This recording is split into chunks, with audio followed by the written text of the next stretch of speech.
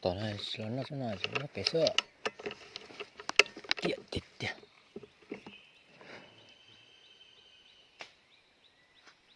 nhớ đổ xuống sổ xa thế đổ xuống thế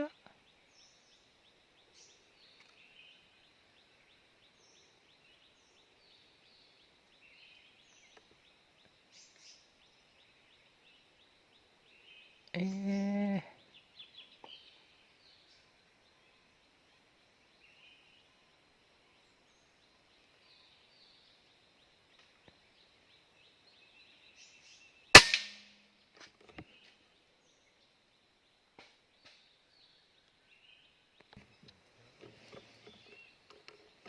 ya indah sih ya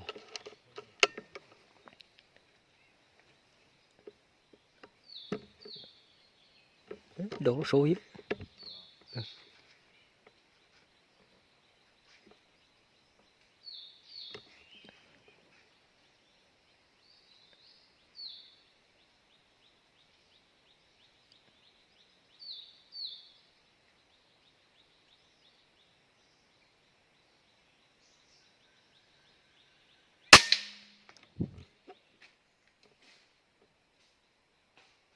ui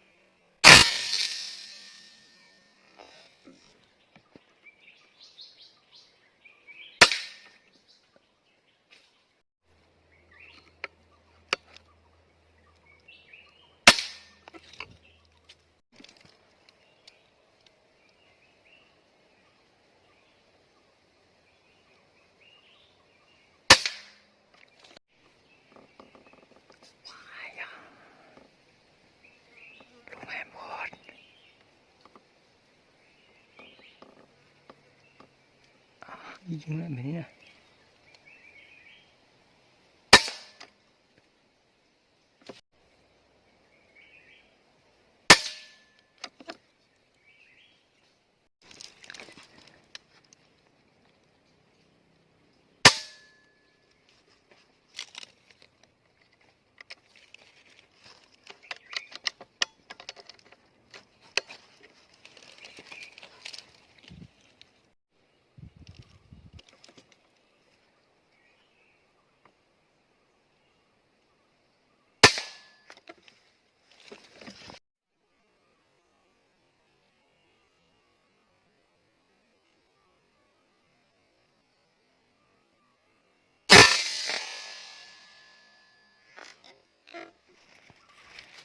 bao nào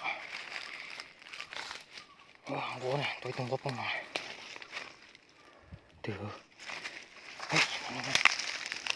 ui nó bao nó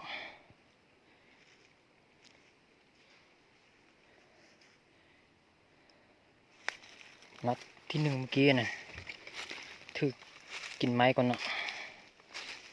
บินไปกัดไม้นัดที่สองนี่ไม่รอดบ่รอดแล้วนัดที่สองอยู่เลยอยู่ที่เลยส่งสัตว์โตเนาะแต่ว่ายิงหนักบินเบิด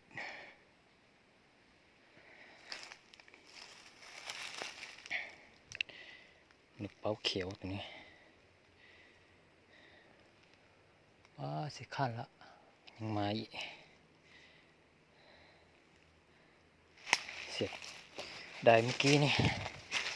นัดที่นึ่งหมดถือเนาะถือกินไม้ก่อนถือนี่มันได้สองโตแน่นอนแล้วแหละ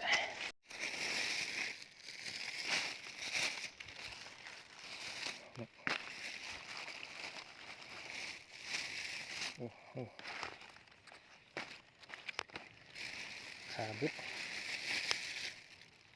จับตัว2 4 5 6 7 8 9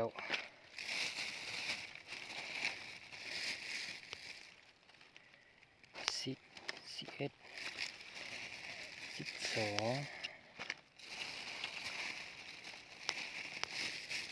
13โอ้โหขาด13ตัวเนาะนกเป่าใหญ่เนาะนกเป่าเขียวเนาะตัวใหญ่ๆเนาะ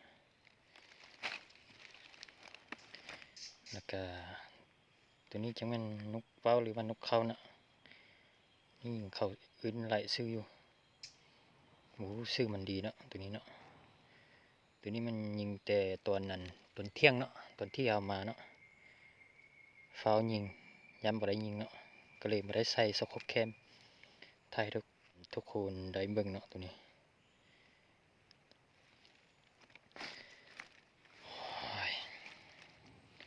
นกขวดนกหัวจุ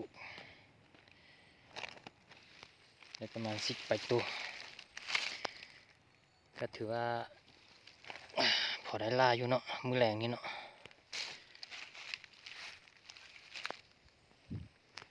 ตัวนี้ก็ใกล้สิคันละเอามาแต่ตอนเที่ยงเนาะได้สันนี้ก็ถือว่าพอฮิตล่ามือแรงนั่นแหละเปิดแสงไฟกัน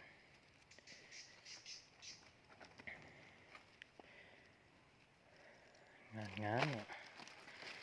พอได้ล่าดูเด้อมื้อนี้ก็มาแต่ตัวเดียวกันยันได้ทางนี้เนาะก็ว่ามาแต่เช้าวันคือสิได้ยิงนกนั่นแหละแต่ว่ามาตอนเที่ยงแล้วนกบ่ค่อยเข้าเนาะมาให้เนาะจักมันกินอินแล้วบ่เข้าเนาะสันนี้กันเด้อ FC เพื่อนๆทุกคนเด้อเจอกันคลิปหน้าเนาะ